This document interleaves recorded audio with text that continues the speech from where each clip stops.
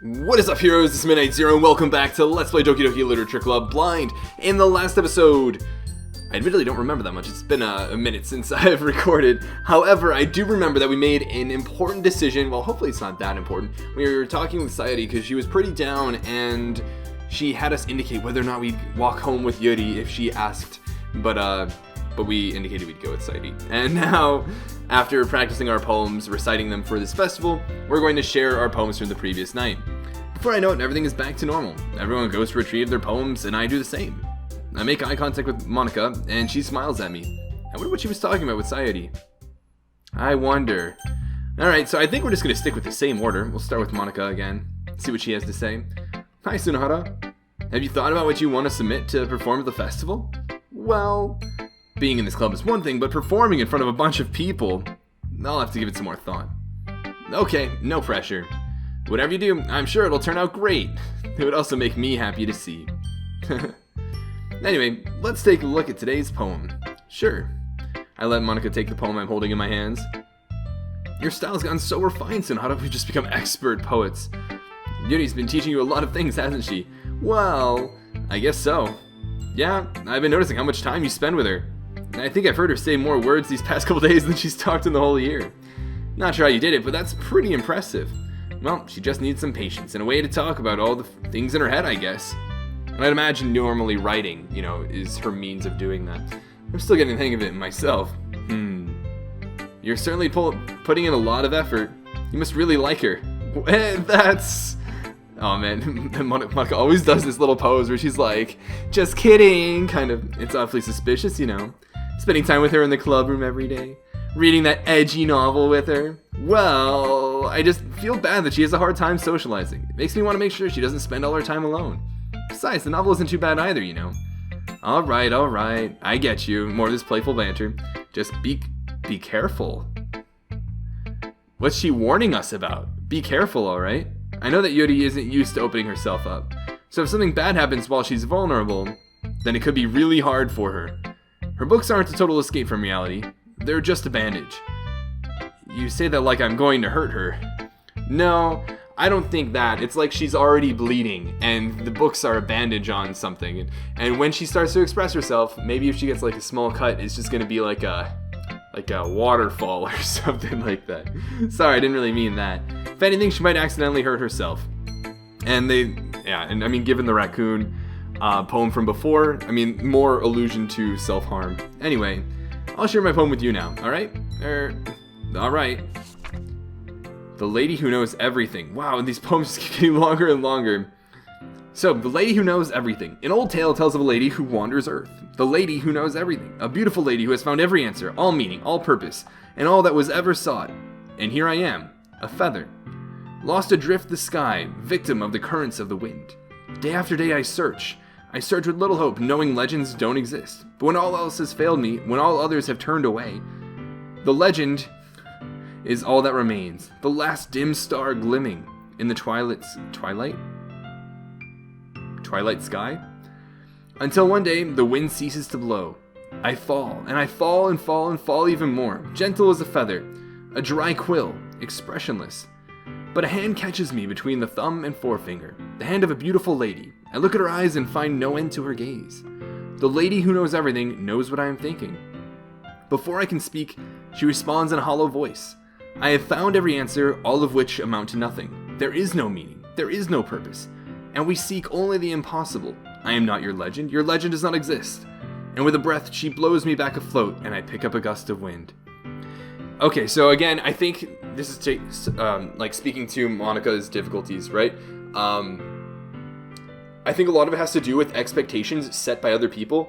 Talking about like the legend, I think, is people's perception of her as this person who's smart, has it all going for her, everything. But she realizes that it's not actually true. Like, she has problems, she has difficulties that other people don't perceive and don't even believe exist, really. And that when this...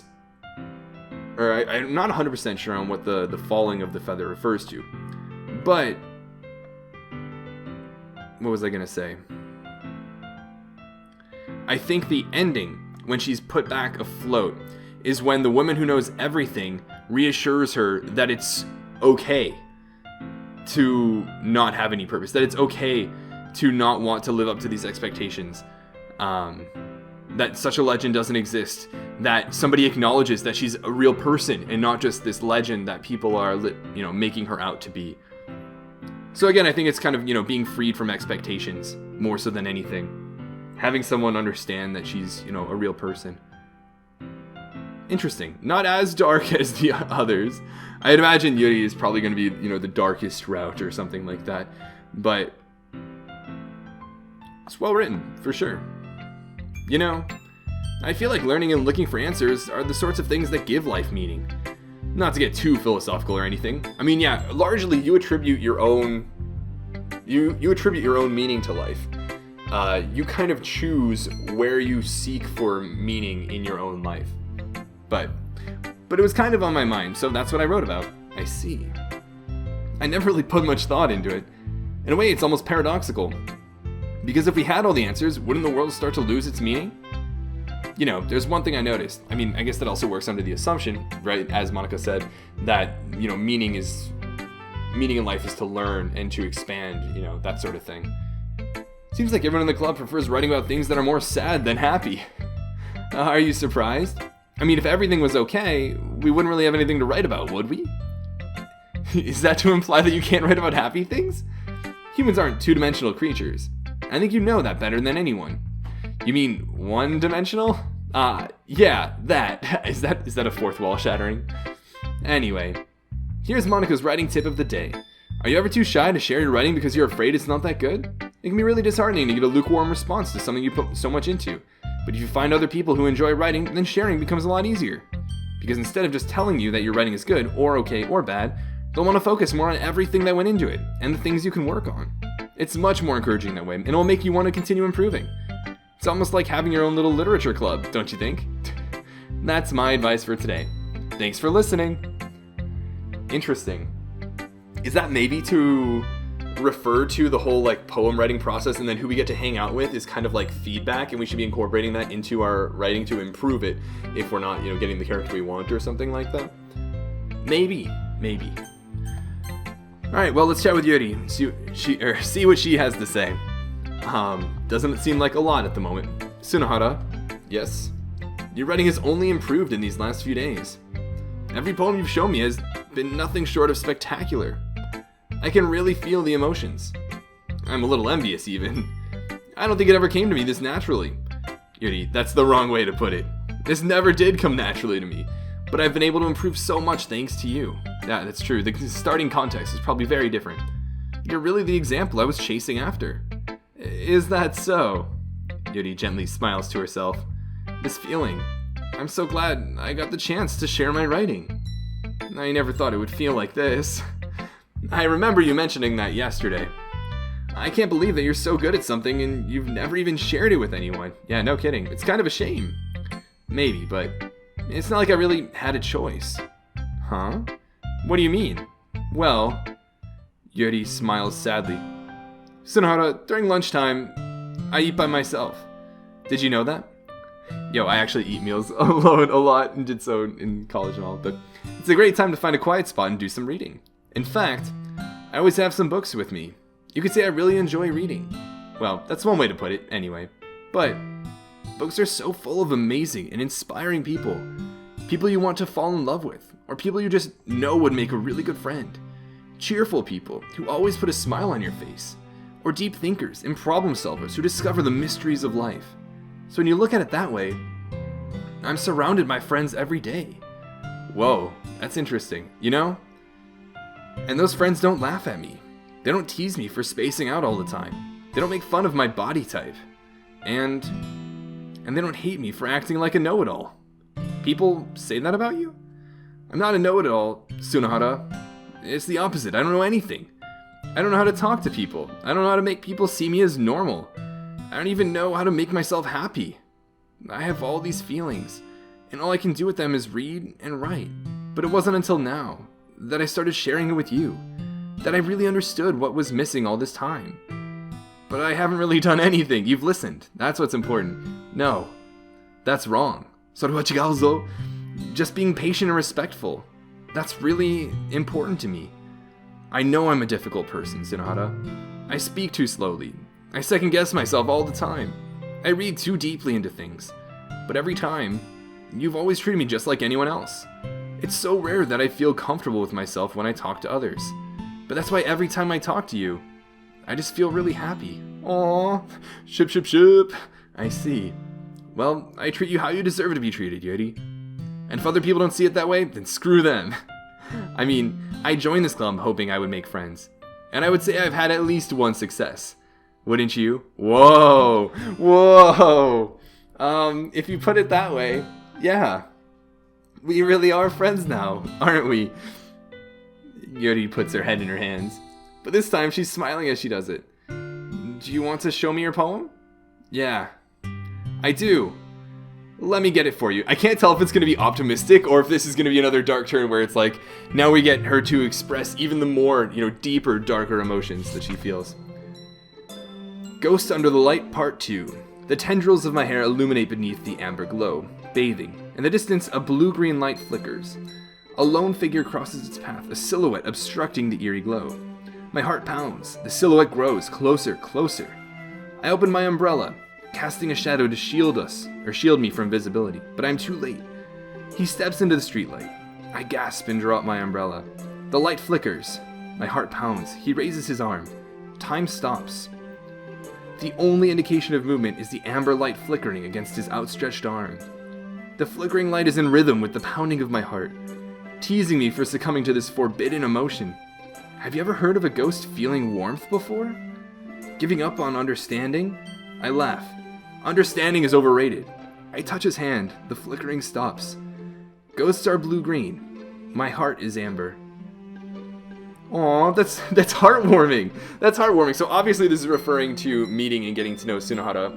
And her flickering was maybe her self-confidence, her positivity.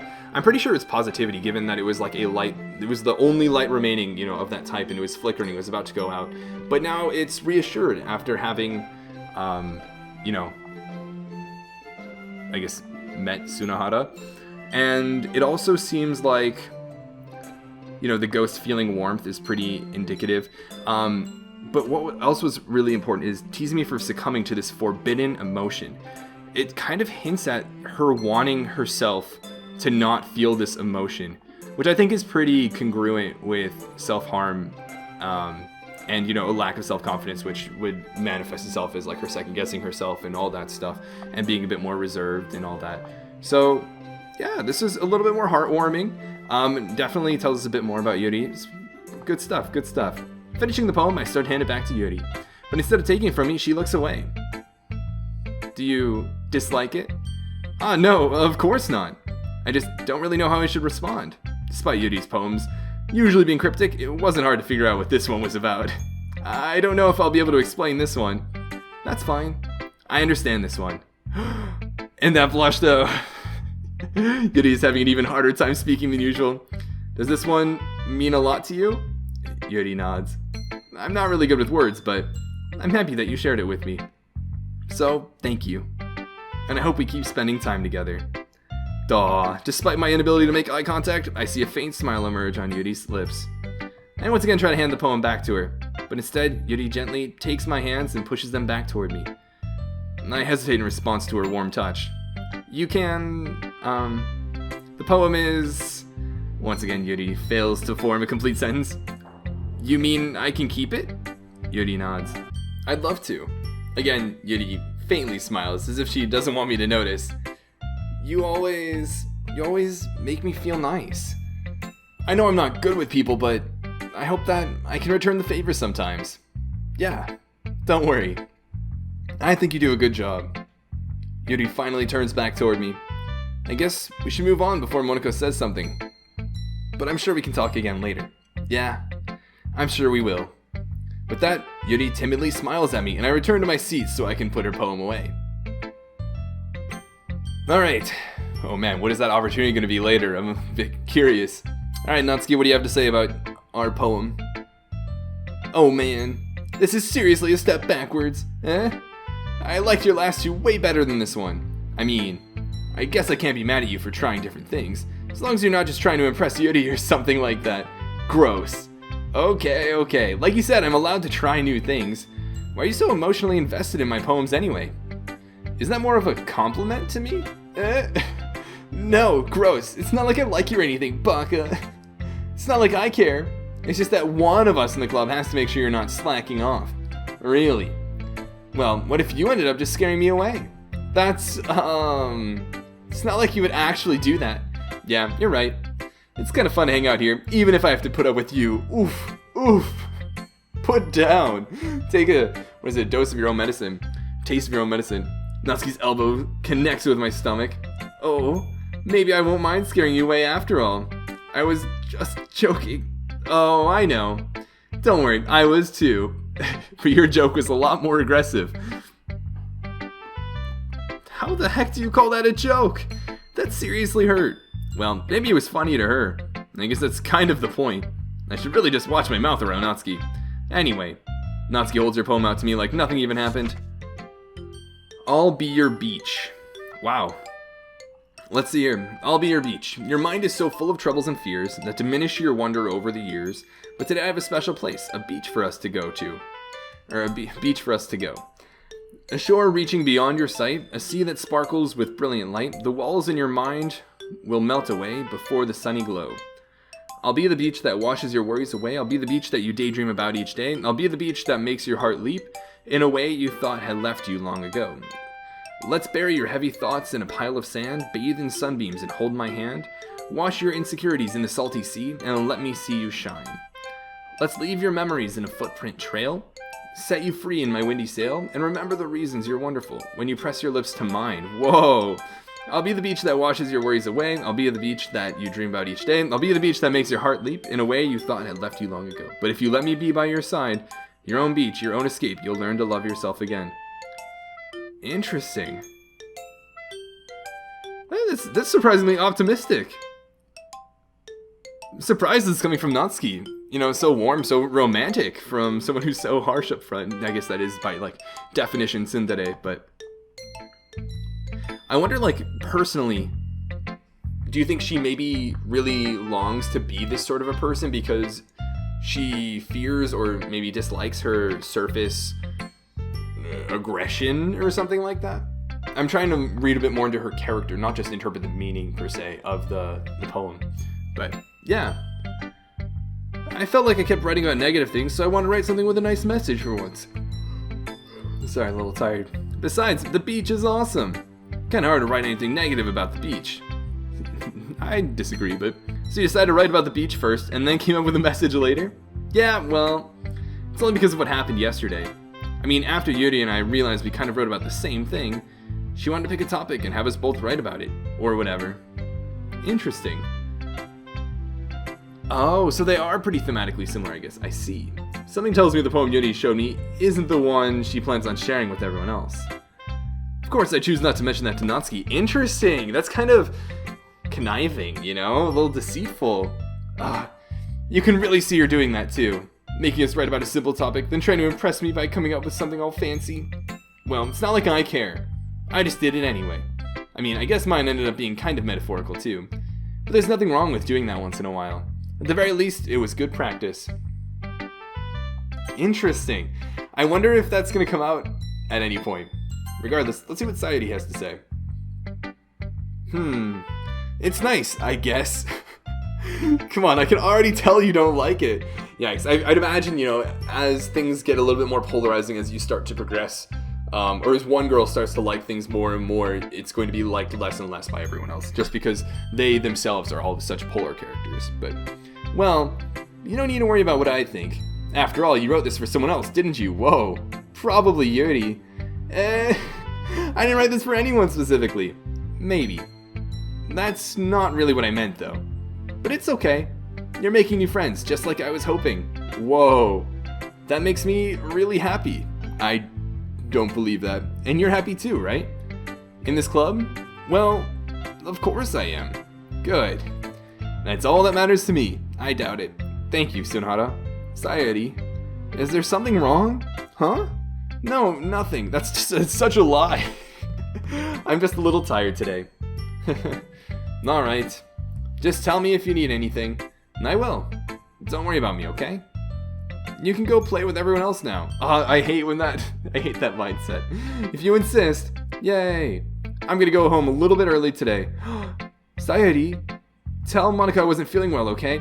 No, she wants to... we're not gonna walk home with her. No, that whole decision I made was solely so this wouldn't happen, so that I wouldn't feel like I'm progressing with one girl at the cost of my friends. I'll see you tomorrow. Before I can say anything else, Sayori cheerfully walks out of the classroom, humming to herself. And that's such a facade, right? There's no way she actually feels this happy and everything. Any person with somewhat of a, gut intuition for interpreting feelings and social interactions would understand that she's clearly bothered by something. And that something is obviously us getting closer to Yuri, which is noticeable by everyone, it seems. I wonder if it's like... I'm interested in how the game mechanics work, like kind of almost like how things are programmed, the different flags and routes and all that. But okay, you three, we're all done sharing poems, right? Why don't we start figuring out... Hold on a second.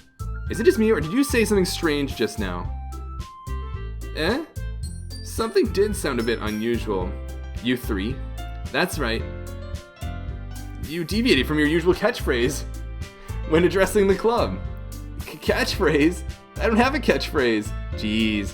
Why is the mood so weird today? Like, even Yuri isn't immune to it. Stagnating air is common foreshadowing that something terrible is about to happen. In your books, maybe. Look, the only thing different is that Sayori isn't here. It seems you're right. Sigh. Sayori always helps lighten the mood a little bit, doesn't she? It's almost like everyone's balance is thrown off a little when she's not around. Where the heck did she run off to, anyway? I thought she just went to pee. Natsuki, please show some decency. Oh, come on. She actually wasn't feeling too well and went home early. Is that so? I hope she's alright. Seriously? Of all the times to not go home with her, you picked the time she's not feeling well? So much for you two being all lovey-dovey. Whoa. No. First of all, stop misunderstanding my friendship with Sayori. And second, she's kind of been avoiding me today, so I didn't want to force it. Oh? That curious expression coming from Yuri, of all people? Calm down, guys.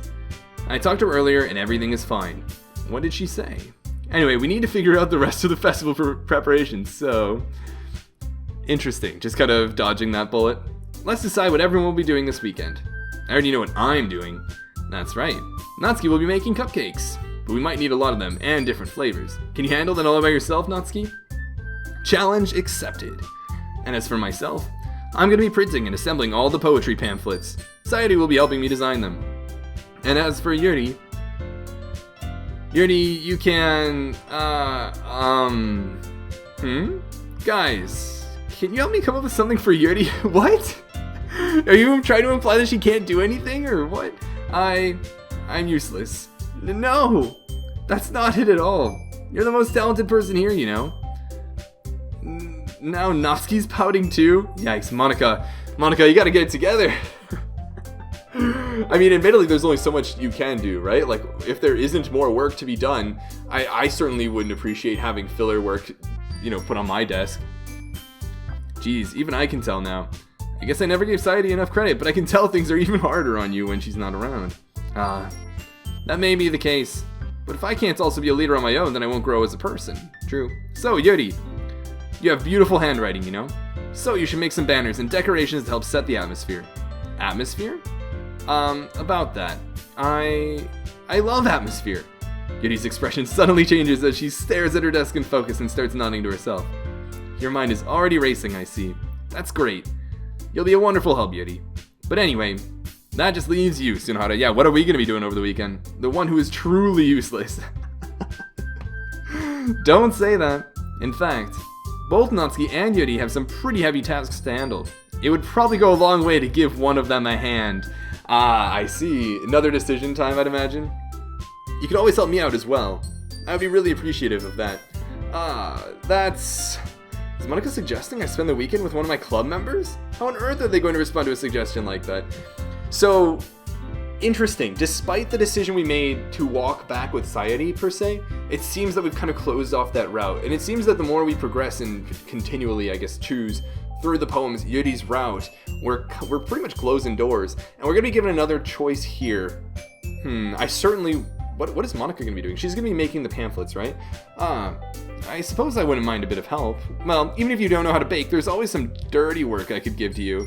It's not like Monica's going to give me a choice, and you shouldn't be sitting on your butt anyway. Natsuki tries to mumble a bunch of excuses like that.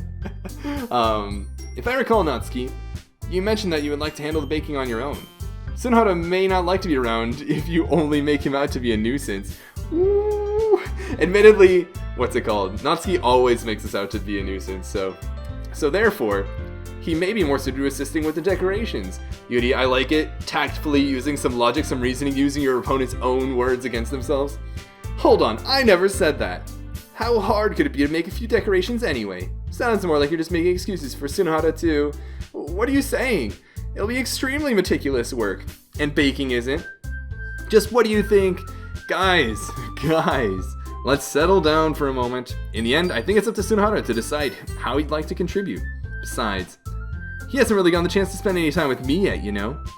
So I'm sure he's interested in... You literally just said, I'm surprised as well. Sorry, they're all plugging for themselves. I was just saying though, jeez. Can we just settle this already? Yeah. Sunohara, you're okay with this, right? In the end, it's up to you. Of course. Very well. In that case, everyone looks straight at me. But of course, I'm going to go with... Oh man, they even give a satiety option. Interesting. Very interesting. Well, we're going to make this decision in the next episode. Admittedly, I do want to take some time to think about it. Obviously, we're kind of down the Yuri path, and I've enjoyed, hanging out with her, chatting with her. More so, I haven't really given the other characters too much of a chance. It's really just kind of who I think similarly to right off the bat. I'm going to think about this decision a little bit. We'll see. If I had to guess, I would say I'm between Monica and Yuri. I feel like it would be nice to hang out with Monica a bit, but I also don't want to potentially hurt my friendship with Yuri. We were just talking too about how when she is so emotionally vulnerable, there's really a lot of damage that can be done. So I really want to take all this into account and think about it and decide in the next episode. And I hope you guys are looking forward to whatever decision I make. But until that next episode, this has been Midnight Zero, and this mission is complete.